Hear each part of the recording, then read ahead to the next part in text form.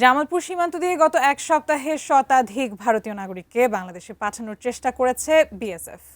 তবে বিজিবি ও স্থানীয়দের বাধার মুখে সেই চেষ্টা ব্যর্থ হয়েছে। জামালপুরের ধানুয়া কামালপুরের রামরামপুর সীমান্ত থেকে বিস্তারিত জানিয়েছেন প্রতিনিধি লুৎফর রহমান। আমি এখন আছি ধানুয়া কামালপুর ইউনিয়নের রামরামপুর সীমান্তে।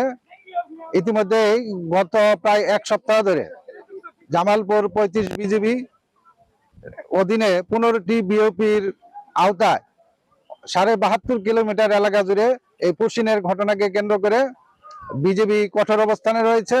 সাথে গ্রামের লোকজন যার যা কিছু আছে তাই নিয়ে তারাও সহযোগিতা করতেছে। গ্রামবাসী এবং বিজিবির কঠোর অবস্থানের কারণে ভারতীয় সীমান্তরক্ষী বাহিনী বিএসএফ পুশিনের চেষ্টা বারবার ব্যর্থ হইতেছে। তাদের সব চেষ্টাই রুখে দিয়েছে বিজিবি।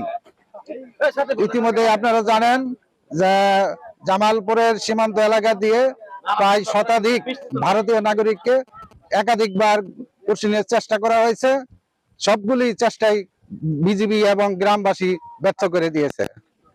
আজ সকালেও বৃষ্টির মধ্যে রামরামপুর সীমান্ত দিয়ে ভারতীয় সীমান্তরক্ষী বাহিনী বিএসএফ কয়েকজনকে বাংলাদেশে ঠেলে দেওয়ার চেষ্টা করে, কিন্তু বাংলাদেশ বর্ডার গার্ড এবং সীমান্ত এলাকার সাধারণ মানুষ ঐক্যবদ্ধভাবে সেটিকে রুখে দিয়েছে।